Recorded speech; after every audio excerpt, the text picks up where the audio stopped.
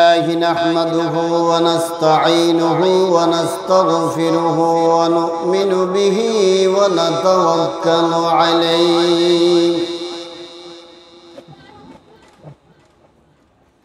ونعوذ بالله من شرور أنفسنا ومن سيئات أعمالنا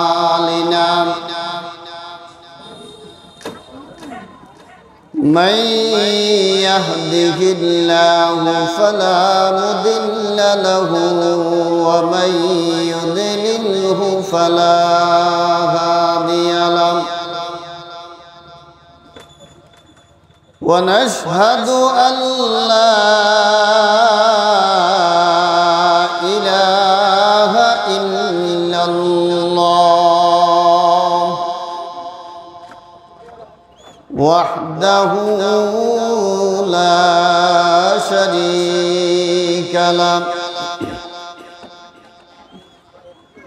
ونشهد أن محمدًا عبده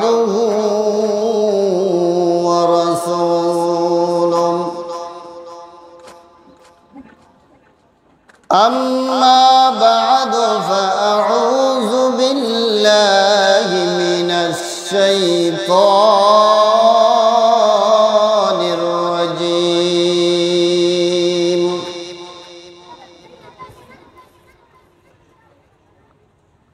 بسم الله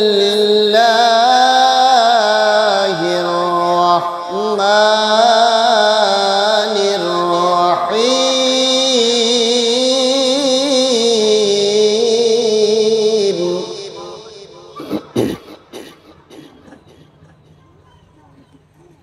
يا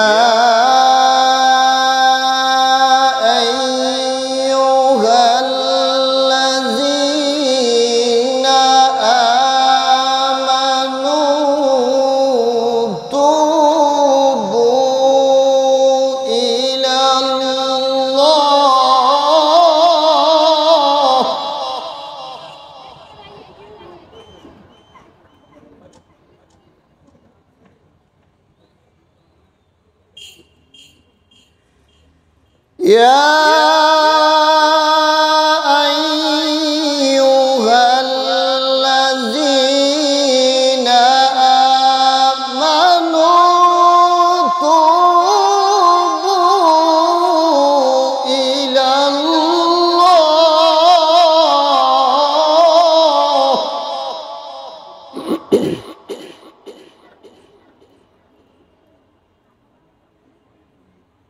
توبة نصوحا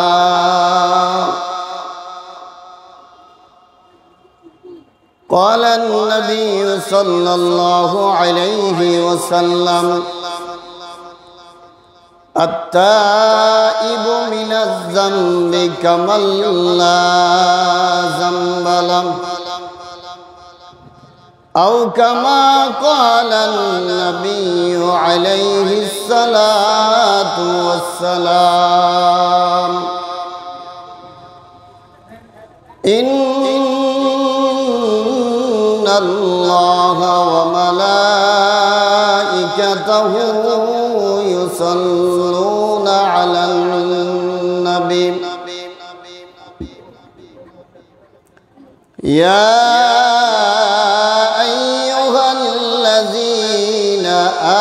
آمنوا صلوا عليه وسلموا تسليما اللهم صل على محمد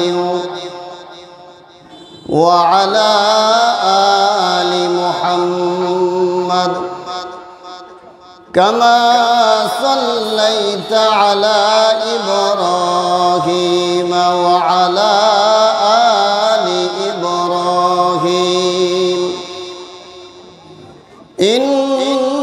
إنك حميد مجيد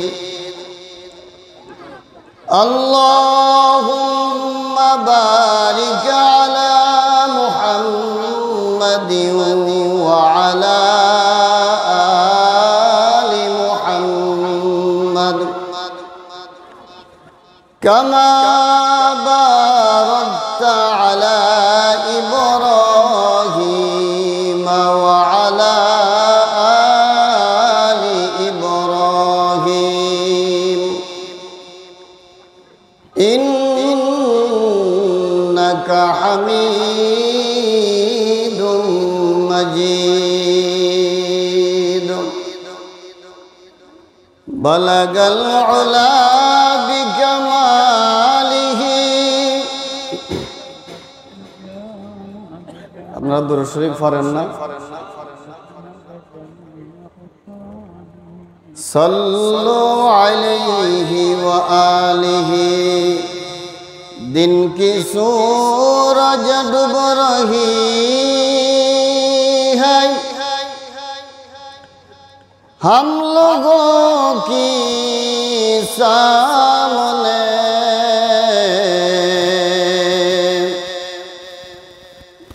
रोज महशर क्या जवाब है मुस्तफा की सामने बलगल उला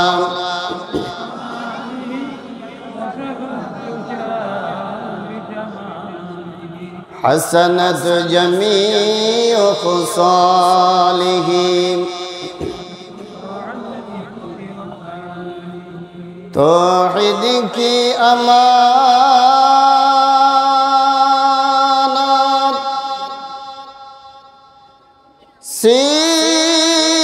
सीनों में है हमारे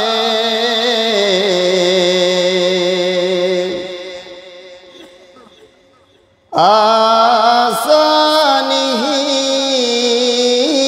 मिटाना नामो निशान हमारा बलगल उला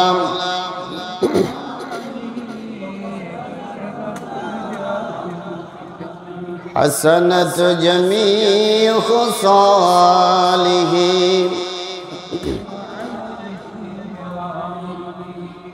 अल्हम्दुलिल्लाह आयशा अनवारा नूरिया हाफिजिया इब्तदाई माद्रासा व यतीमखानार वार्षिक ওয়াজ মাহফিল ও দস্তরবন্দি সম্মানিত সভাপতি প্রধান অতিথি বিশেষ অতিথিবৃন্দ লক্ষ কোটি শুকর ও সুজুদ মহান মালিকের দরবারে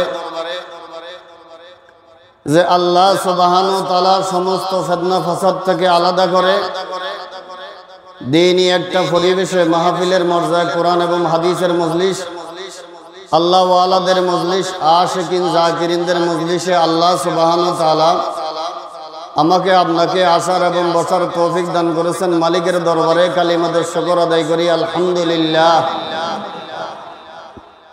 আপনারা যে কষ্ট করে চেয়ার থেকে নিচে বসছেন ওই জন্য রাগ করছেন বদদুয়া দিতেছেন আমারে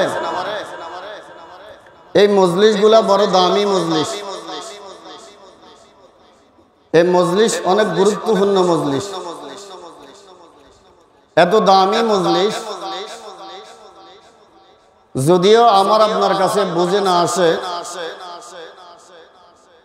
কিন্তু এই মজলিস বড় গুরুত্বপূর্ণ মজলিস জান্নাতের বাগান হালাকুজ জিকিরি রিয়াজুল জান্নাহ যেই মজলিসগুলোতে আল্লাহ পাকের জিকির হয় এগুলাকে হাদিসে জান্নাতের বাগান বলা হয়েছে রাসূল আকরাম সাল্লাল্লাহু আলাইহি ওয়াসাল্লাম মসজিদে নববীতে বসে সাহাবাই কেরামদেরকে ওয়াজ করতেছেন নসিহত করতেছেন একজন ব্যক্তি বাজারে যাইতেছেন বাজারে যাওয়ার সময় সামান্য সময় ওইখানে দাঁড়াইলেন 2 মিনিট বা 5 মিনিট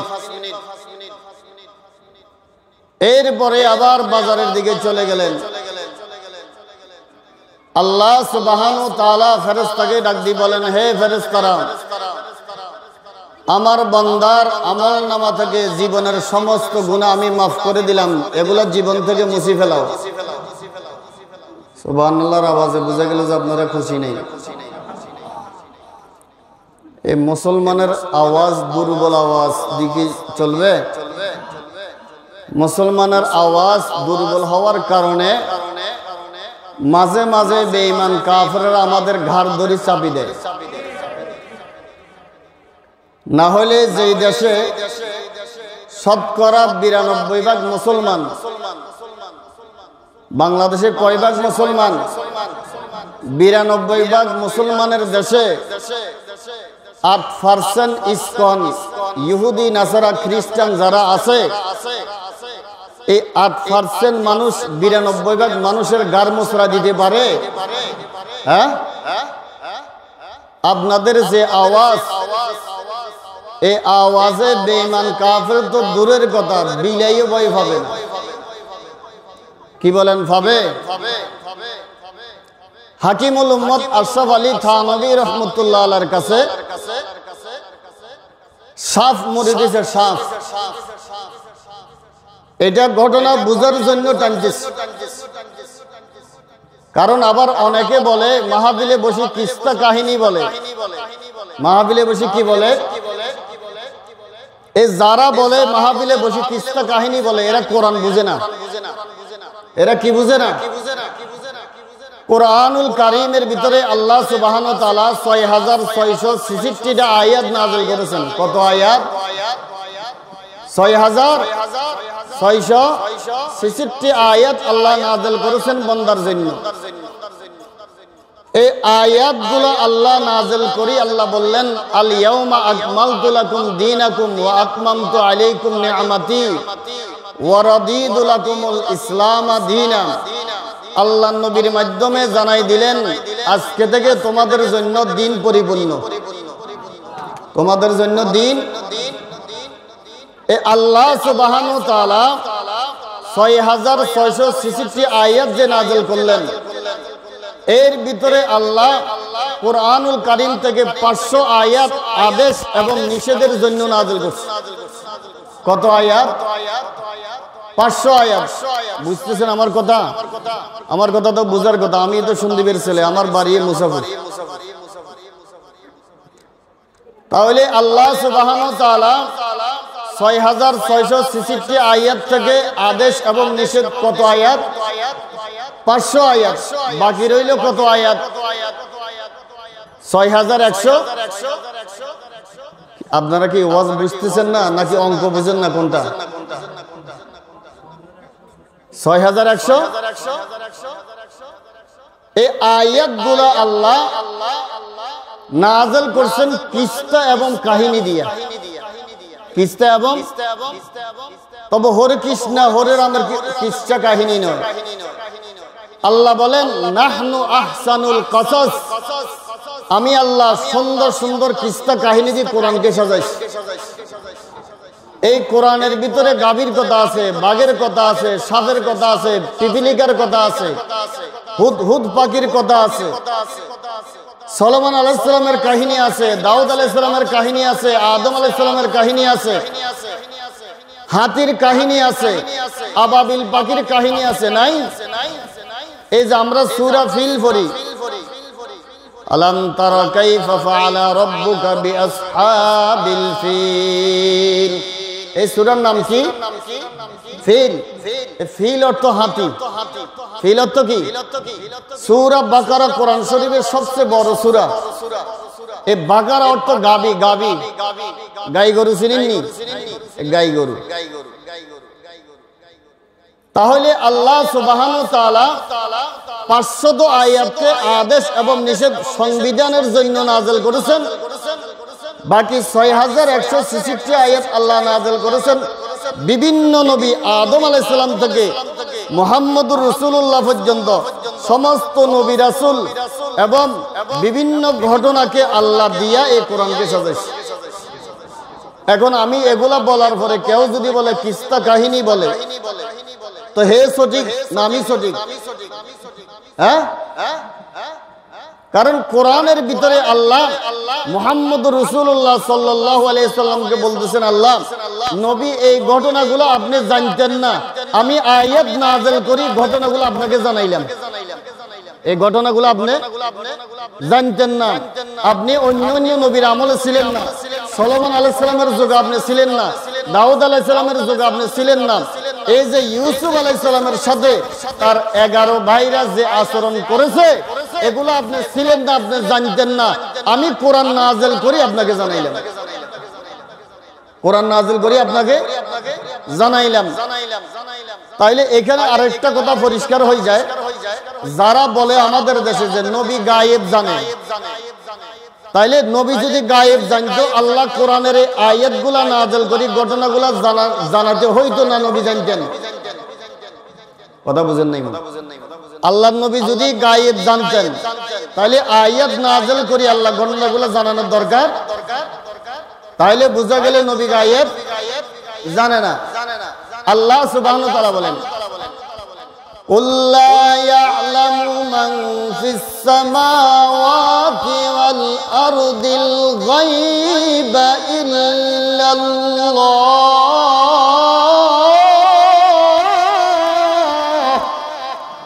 হে নবী আপনি জানাই দেন, আসমানের কোনো বাসিন্দা গায়েব জানে না আমি আল্লাহ ছাড়া, জমিনের কোনো বাসিন্দা গায়েব জানে না একমাত্র আল্লাহ ছাড়া। আল্লাহ ছাড়া কেউ গায়েব জানে না।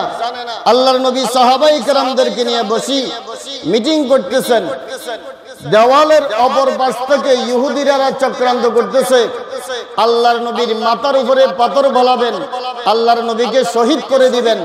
আল্লাহর নবী এই ঘটনা জানতেন না। জিবরাইল আলাইহিস সালামকে আল্লাহ ফাটাইলেন, ফাটাই বলতেছে, নবী আপনি এখান থেকে উঠে যান, সরে যান, ইহুদি নাসারারা চক্রান্ত করতেছে আপনাকে মারার জন্য। আচ্ছা কথা বুঝে থাকলে বলেন, আল্লাহর নবী জানতেন না আল্লাহ জিবরাইল ফাটাই জানাইছেন? হ্যাঁ, তাহলে বোঝা গেল আল্লাহর নবী গায়েব জানে না। কথা আসছে ওই জন্য বলে দিলাম। আজকের এই যে মাহফিল, এটা আমার আপনার জন্য বিশাল বড় একটা নিয়ামত।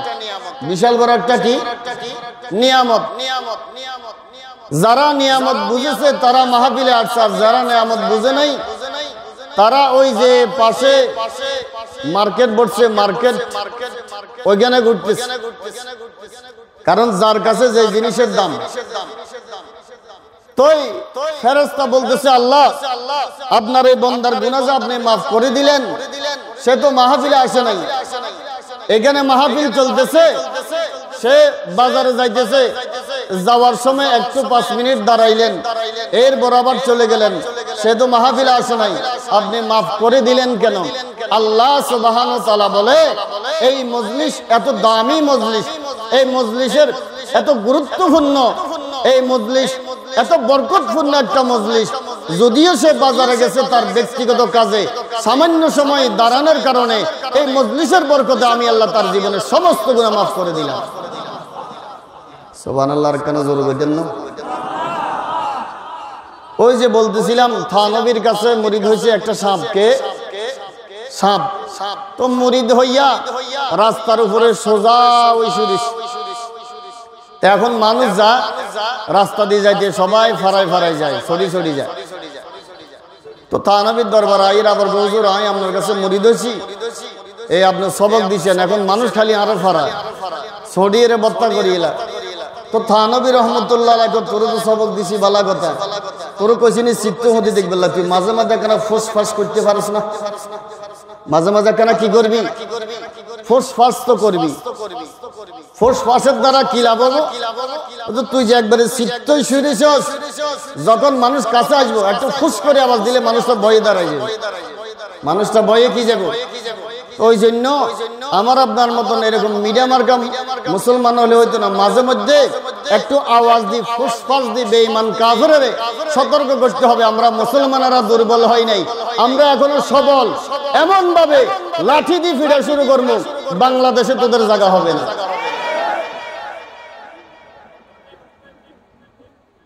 একটু মাঝে মাঝে কি দিতে হবে? আওয়াজ দিতে হবে। কি দিতে হবে? সুলাইমান আলাইহিস সালাতু ওয়াস সালামের কাছে বিচার দিছে মূসা। কে বিচার দিছে? মূসা। মূসা আসি বলতেছে, হুজুর, মানুষ যখন নামাজে দাঁড়ায় তখন আমি মানুষের শরীর থেকে রক্ত খাই, তবে মুসিবত হইল এই ফ্যানের যে বাতাস, এই বাতাসে আমার ডিস্টার্ব করে, রক্ত খাইতে দেয় না। বিচার দিছে কার বিরুদ্ধে? বাতাসের বিরুদ্ধে। কার বিরুদ্ধে? বাতাসের বিরুদ্ধে। সুলাইমান আলাইহিস সালাতু ওয়াস সালাম বলে, অসুবিধা নাই, আগামীকাল 8টায় বিচার হবে, তুমিও আসবা, বাতাসও আসবে। তো এখন যে বাদী তার তো কেন খবর থাকে, বুঝেন না? এ দেখবেন কোরে আগে ভাগে যায় হাজির, আর উকিলেরা খালি দমকা, কই আপনার মক্কেল কই, এখন আইনো কাম, এত দেরি করে কা? বাদীর ভিতরে একটা স্পিড থাকে, কি থাকে? স্পিড থাকে। তো মূসা আগে ভাগে যায়, সুলাইমান আলাইহিস সালামের কই আপনার বাতাস কেউ আইনা কা? তো সুলাইমান আলাইহিস সালামকে অপেক্ষা করছে, বেটা 8টা বাজে না, তো 8টা বাজলে আইব, সময় দিছি না, সময় ফারে গেলে না, তুই আরো কবি। এখন মশা অধৈর্য হয়ে গেছে, কই এখন আইনা, শোনা যায় না, দেরি করে। তো দেখে কিছুক্ষণ পরে শো শো শো শো আওয়াজ শোনা যায়। 91 বন্যার কথা খেয়াল আসেনি? হ্যাঁ, ওরে তুফান কারে গো। এই তুফান যখন আসে, তুফান আসার আগে গাছের লগে যখন বাতাস বাজে, শো শো শো একটা আওয়াজ হয় না? যত কাছে আসে তত আওয়াজ কি ভারে। তো এখন বাতাস আসতেছে সুলাইমান আলাইহিস সালামের দরবারে 1,86,000 মাইল স্পিডে।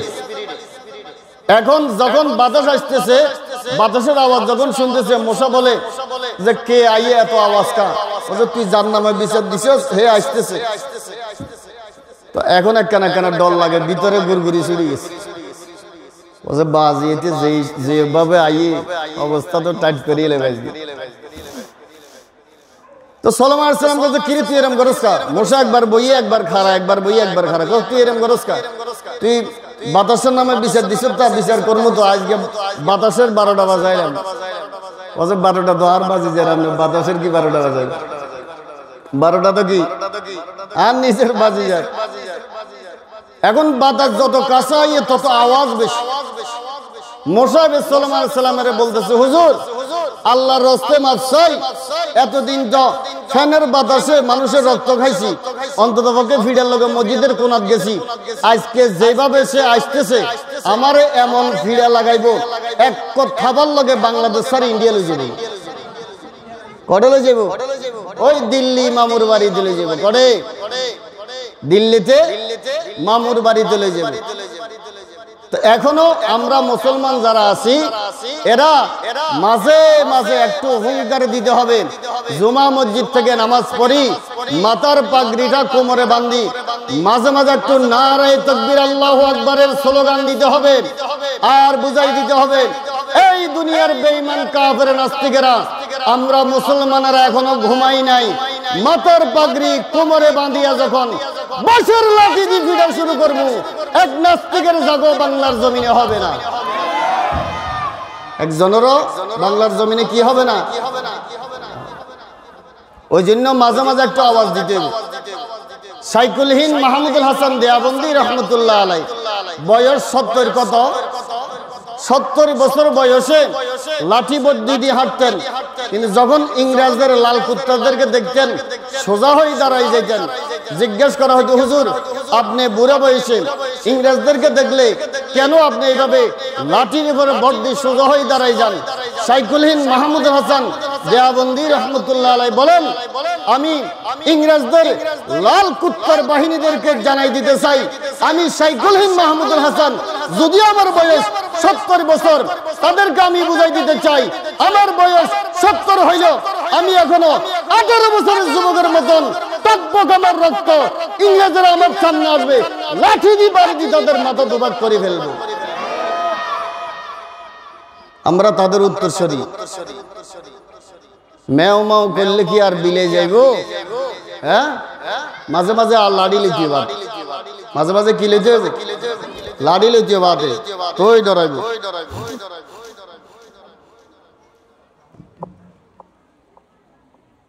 তো এই মাহফিল এটা আমাদের জন্য কি ভাই? বড় নিয়ামত।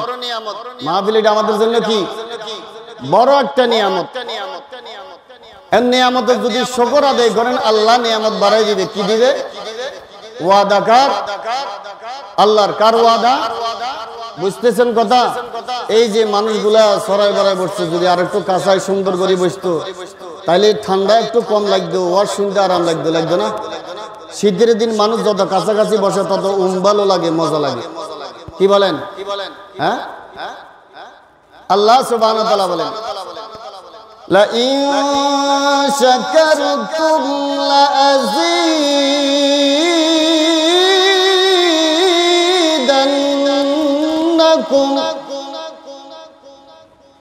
ওয়া লা ইন কাফারতুম ইন্না আযাবী লাশাদীদ।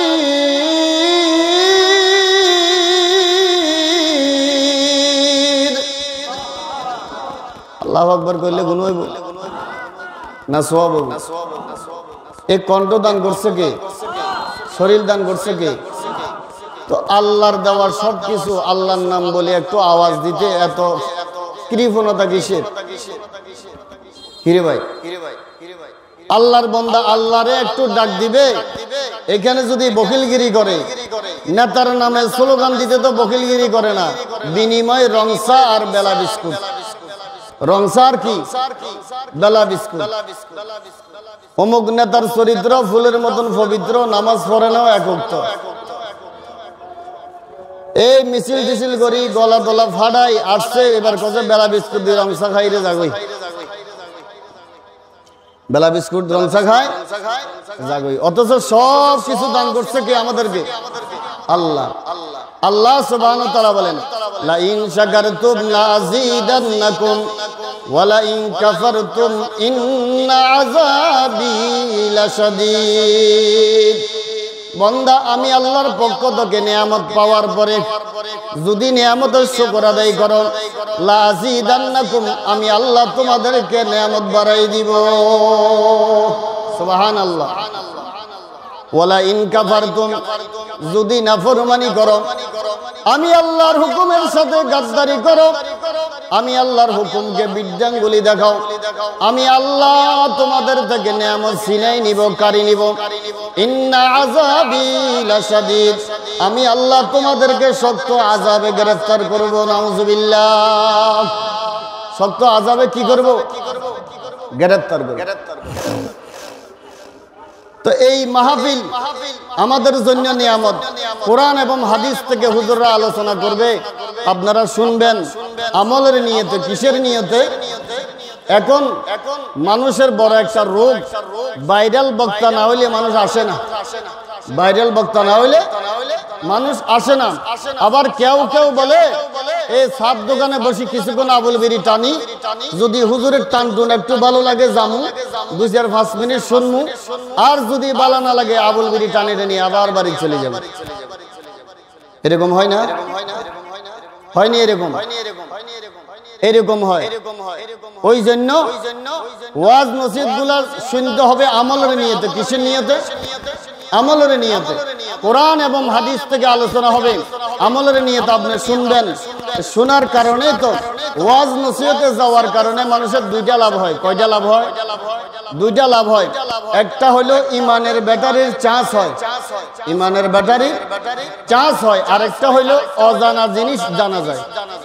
অজানা জিনিস জানা যায় এবং ইমানের ব্যাটারির কি হয়? চার্জ হয়। আমি যে আয়াত তেলাওয়াত করেছি, আল্লাহ সুবহানাহু ওয়া তাআলা পুরা দুনিয়ার ঈমানদারদেরকে ডাকতেছেন, ইয়া আইয়ুহাল্লাযীনা আমানু তুবু ইলাল্লাহ। হে দুনিয়ার ঈমানদাররা, তোমরা তওবা করো, ইস্তিগফার করো। মাফ চাও কার কাছে? কার কাছে? আল্লাহর কাছে।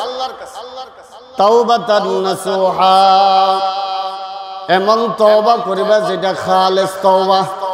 কি তওবা? তাওবাতান নাসুহা মানে খালেস তওবা, পরিপূর্ণ তওবা। আল্লাহ, আমি যা গুনাহ করেছি অতীতে আর গুনাহ করব না। আমি আজকে থেকে নিয়ত করলাম, পাক্কা নিয়ত করলাম, অতীতে যত গুনাহ করেছি আর করব না। আজকে থেকে আমি সারেন্ডার করলাম, তওবা করলাম, ইস্তেগফার করলাম। বাকি জিন্দেগি আমি আপনার হুকুম মতে চালাবো। আপনার হুকুম মতে। আল্লাহর হাবিব সাল্লাল্লাহু আলাইহি ওয়াসাল্লাম বলেন, আত-তাইবু মিনাজ যামবি কামাল্লা যামবালাহ।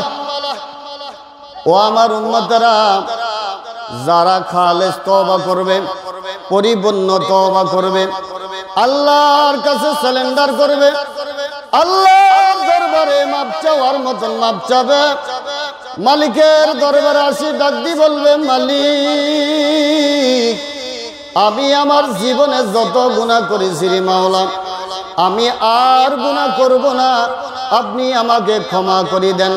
বান্দার চোখের পানি পড়তে দেরি। আল্লাহর হাবিব বলেন, একটা ছোট বাচ্চা মার গর্ভ থেকে ভূমিষ্ঠ হলে যেরকম তার কোনো গুনাহ থাকে না, আল্লাহর হাবিব বলেন আমার যে উম্মত পরিপূর্ণ তওবা করবে, আল্লাহ সুবহানাহু ওয়া তাআলা ওই বান্দার জীবনের সমস্ত গুনাহ মাফ করে দিবে। একটা ছোট বাচ্চা যেরকম মার গর্ভে থেকে যখন দুনিয়াতে ভূমিষ্ঠ হয়, তার কি কোনো গুনাহ থাকে?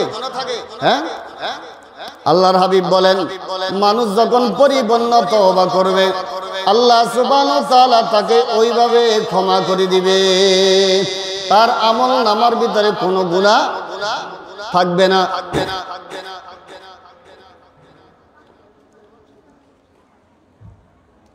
ওই জন্য বলে আত-তাইবু হাবিবুল্লাহ। একটা হলো খলিলুল্লাহ, আরেকটা হলো হাবিবুল্লাহ। ইব্রাহিম আলাইহিস সালাতু ওয়াস সালাম হলো খলিলুল্লাহ। খলিলুল্লাহর ব্যাখ্যা হলো যিনি আল্লাহকে ভালোবাসে। খলিলুল্লাহর ব্যাখ্যা কি? যিনি আল্লাহকে ভালোবাসে। আর হাবিবুল্লাহর ব্যাখ্যা হলো যাকে আল্লাহ ভালোবাসে। ওই জন্য আল্লাহ বলেন, ইব্রাহিম আলাইহিস সালামের নাম দিলাম আমি খলিলুল্লাহ, আমি আল্লাহর জন্য পাগল। আমার নবী মুহাম্মদুর রাসূলুল্লাহ সাল্লাল্লাহু আলাইহি ওয়াসাল্লামের নাম দিলাম আমি আল্লাহ হাবিবুল্লাহ। আমার বন্ধুকে আমি আল্লাহ ভালোবাসি। আমি আল্লাহ কি করি? ভালোবাসি। ওই জন্য যারা তওবাকারী তাদেরকে আল্লাহ ভালোবাসেন। ওই জন্য বলেন আত-তাইবু হাবিবুল্লাহ। আল্লাহ বলেন যারা তওবা করে, সারেন্ডার করে, গুনাহ মাফ চায়, আমি আল্লাহ তাদেরকে ভালোবাসি। বান্দা আমি আল্লাহর কাছে মাফ চাইতে দেরি, আমি আল্লাহ তোকে মাফ করতে দেরি করি না। এখন বলেন হুজুর আমি তো মাফ চাওয়ার জন্য এই ঠান্ডা পানি দিয়ে ওযু বানাইতে হবে, এরপরে আমি মসজিদে যাইতে হবে, এরপরে নামাজ পড়তে হবে, এরপরে আল্লাহর কাছে মাফ চাইতে হবে। ব্যাপারটা এরকম নয়। আল্লাহ সুবহানাহু ওয়া তাআলা বলেন, ও দুনিয়ার মানুষ, তোর দুনিয়ার নেতার কাছে তোর বারবার যাওয়া লাগে। আজকে তোর নেতার কাছে গেলে তোর নেতা আজকে বাড়িতে নাই, নেতা আজকে ঢাকা, নেতা আজকে মিটিং এ আছে, নেতা আজকে ঘুমাইতে আছে, নেতার আজকে শরীর খারাপ, নেতার আজকে মেহমান আসছে, বিভিন্ন অজুহাত। এইভাবে নেতার কাছে বারবার যাওয়া লাগে।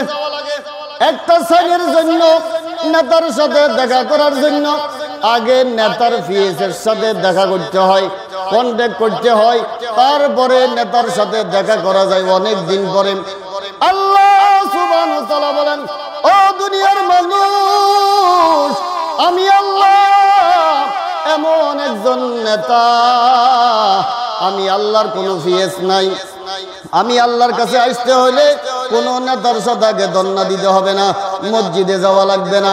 তুমি খালে থাকো, তুমি নদীতে থাকো, তুমি পাহাড়ে থাকো, তুমি আসমানের উপরে বিমানে থাকো, হেলিকপ্টারে থাকো, যেখানে থাকো না কেন, আমি আল্লাহকে আল্লাহ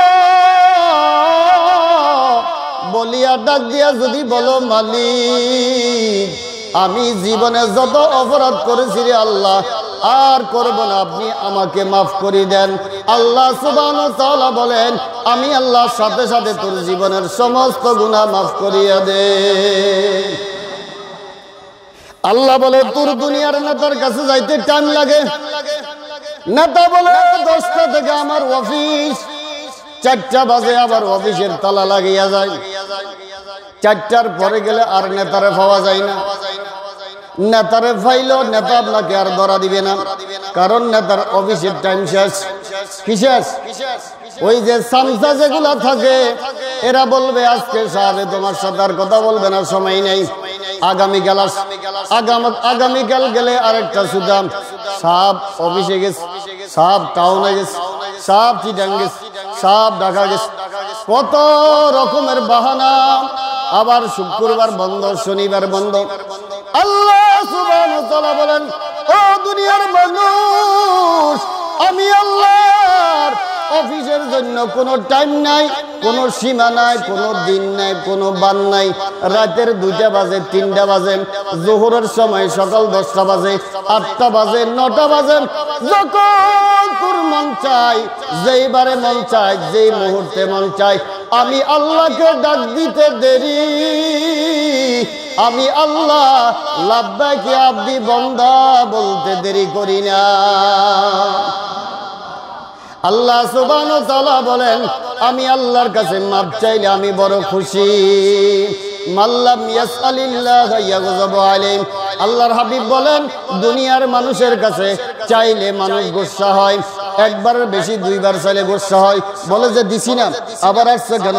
মসজিদে শুক্রবারে জিলাপি যদি 2টা দেন, আবার যদি বলে আমার একটা দেন, বলে তোর তো 2টা দিছি, আবার চাস কেন?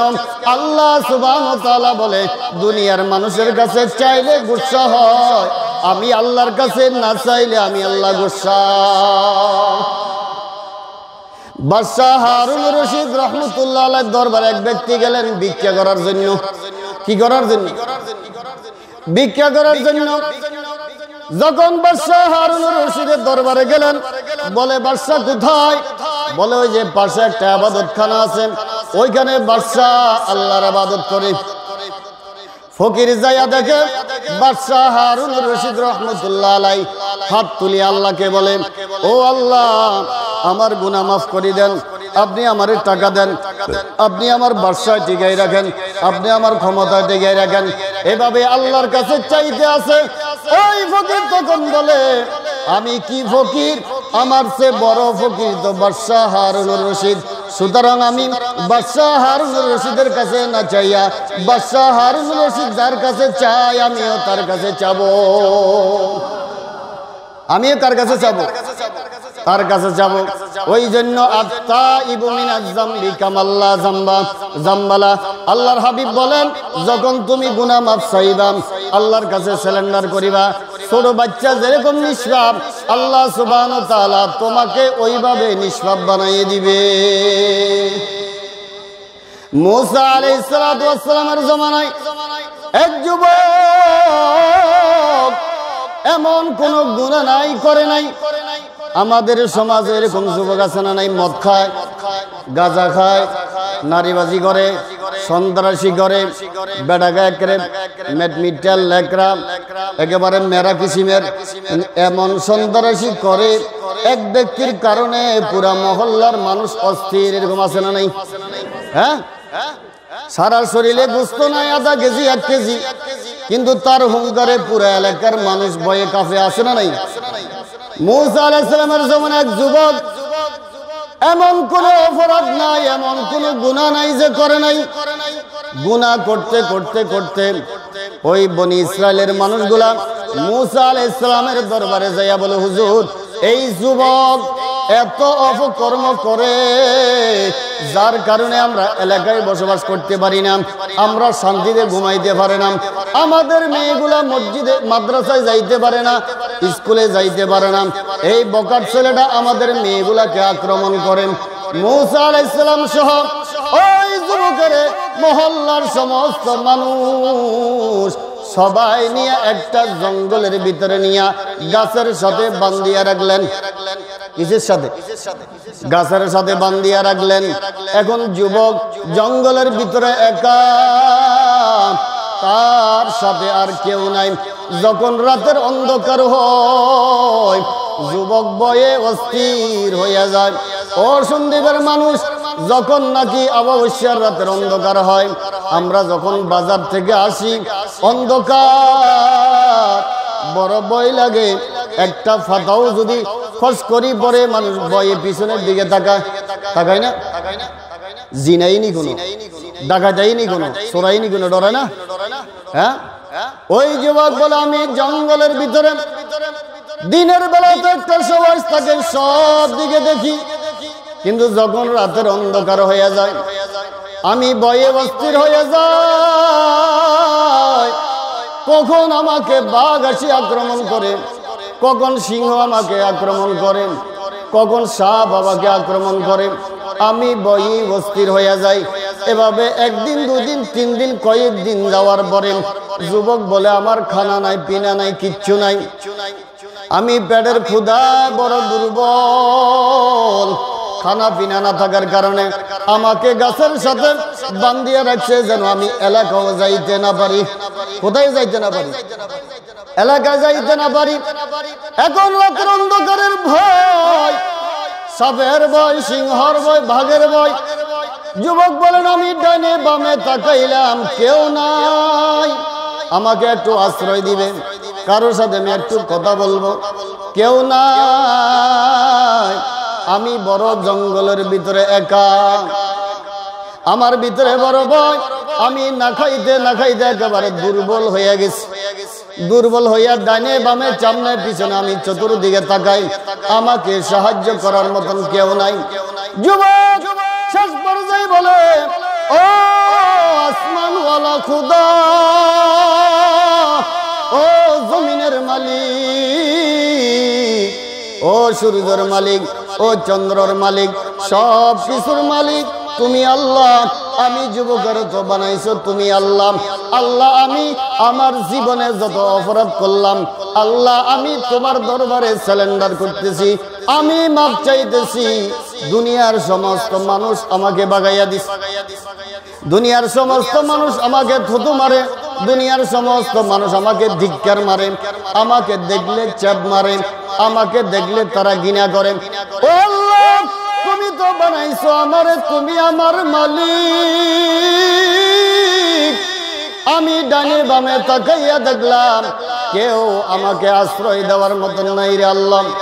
আমি তওবা করতেছি, খালেস তওবা করতেছি রে আল্লাহ, আমি আমার জীবনে আর কোনো গুনাহ করব না।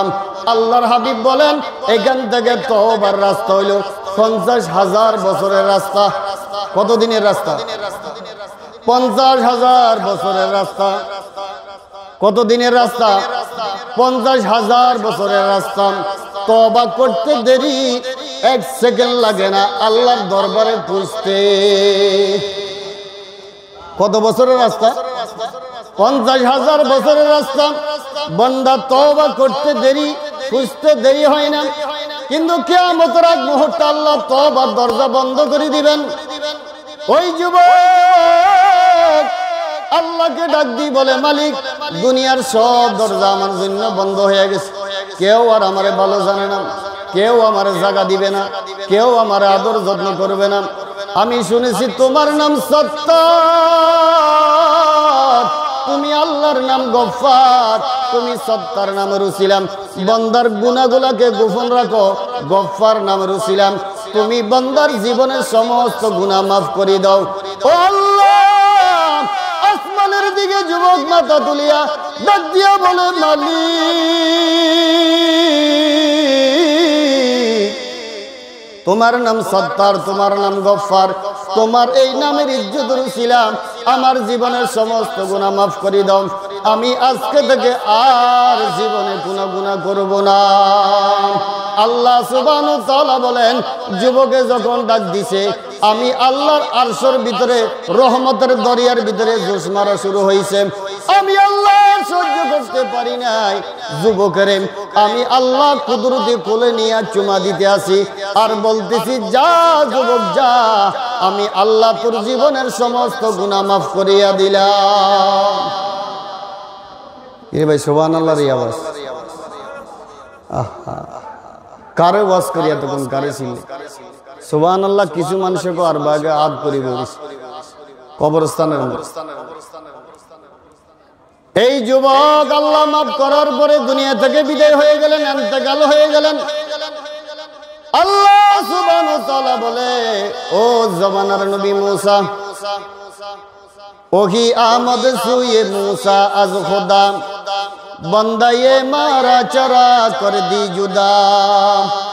আল্লাহ বলেন, ও মূসা, আমি তোমারে ফাটাইছি বন্দারে আমি আল্লাহর সাথে জোড়া লাগাই দেওয়ার জন্য, আমি আল্লাহ তাকে পৃথক করার জন্য না।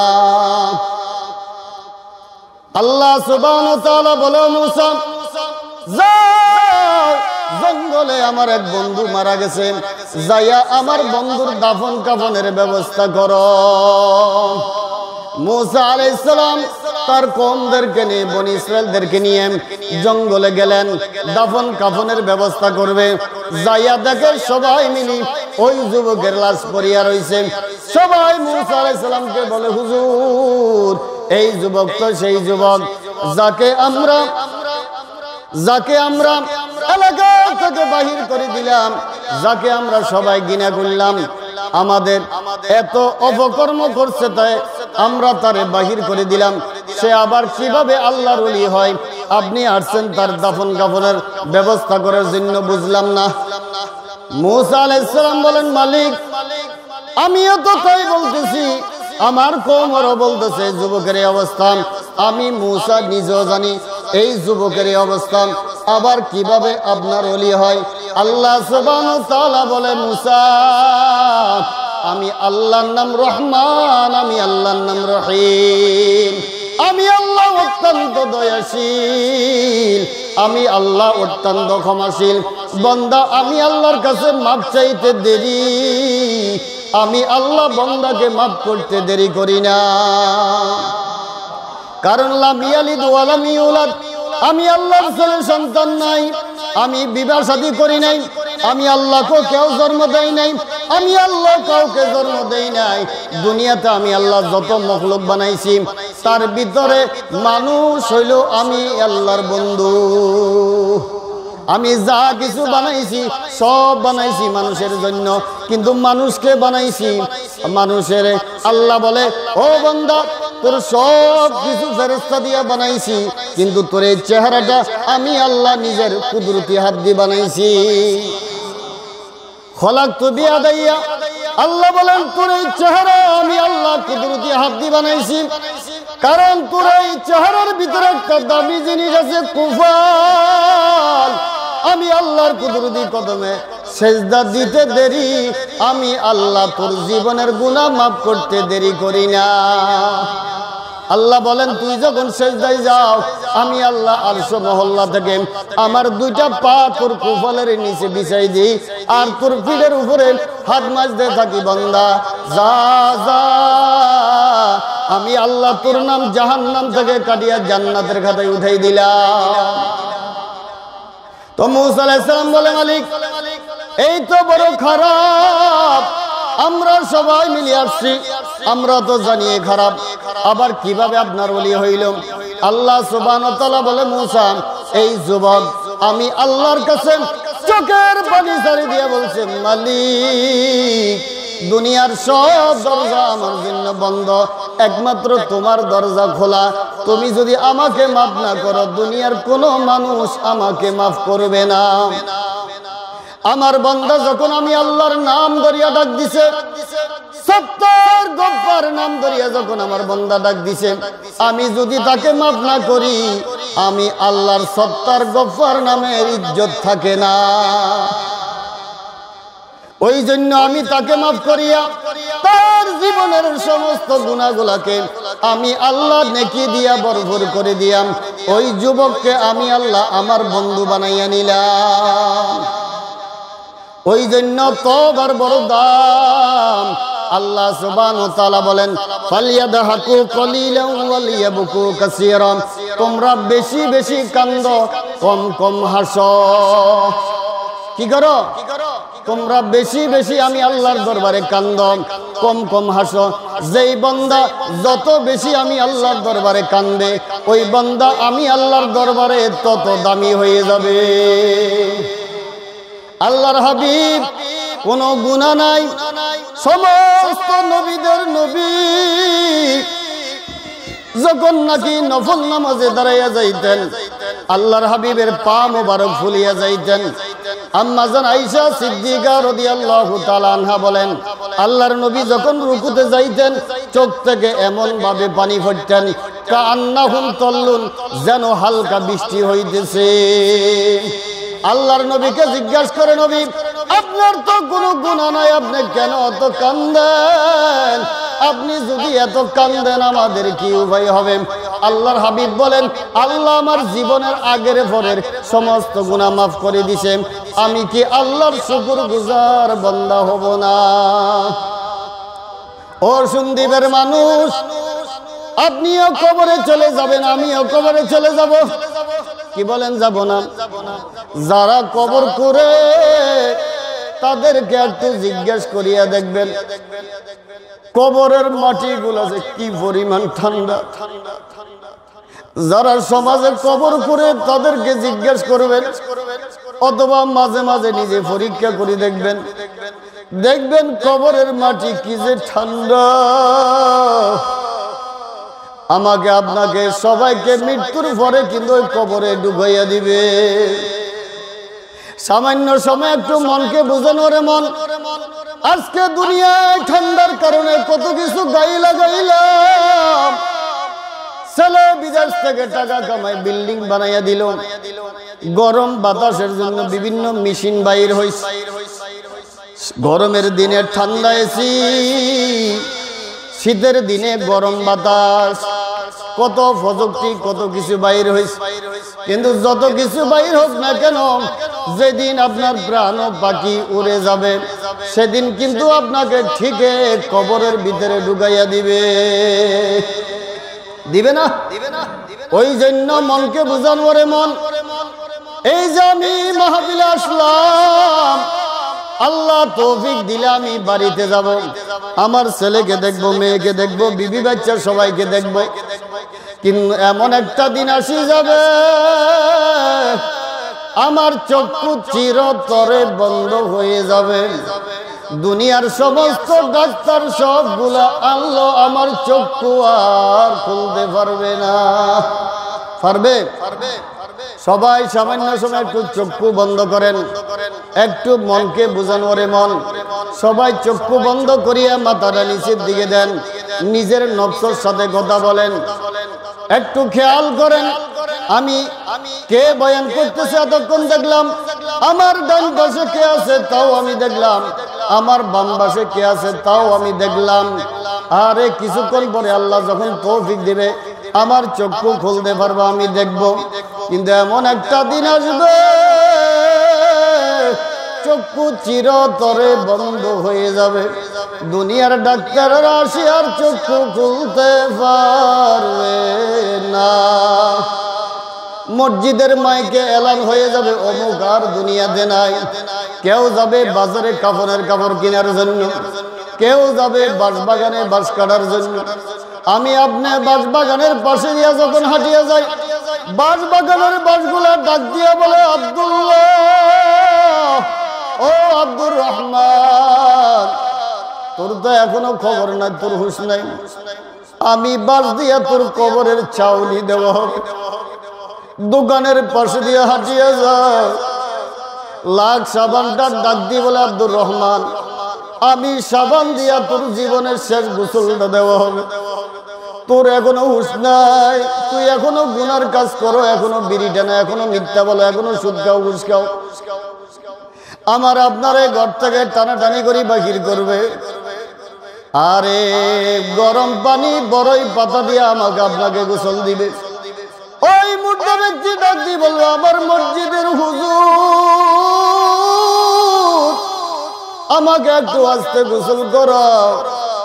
আজরাইলের মারির চোট আমার সমস্ত শরীর ব্যথা হয়ে গেছে, আমি সহ্য করতে পারি না, আমাকে একটু আস্তে লড়ো। আমাকে একটু মায়ার সাথে একটু লড়াছড়া করো। দুনিয়ার কোনো মানুষ শুনবে না, জিন এবং মানুষ শুনবে না, বাকি পশু পাখিরা শুনবে। শুনলেও কিন্তু কোনো লাভ হবে না। আমার আপনারে গোসল করাইয়া সাদা 3 টুকরা কাফন পরাইয়া মাথায় বান, কোমরে বান, পায়ে বান দিয়া ছেলে সন্তানকে বলবে, আসো তোমার বাবার চেহারাটা জীবনের শেষবারের মতন দেখো। 5 বছরের বাচ্চা বাবার গলা জড়াই ধরিয়ে কান্দে, আব্বু বাজার থেকে কে আমার জন্য মজা আনবে?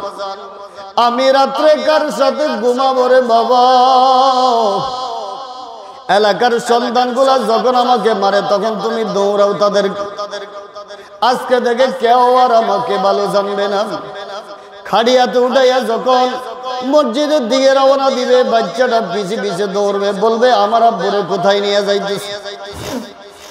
আমার আব্বুরে নিও না।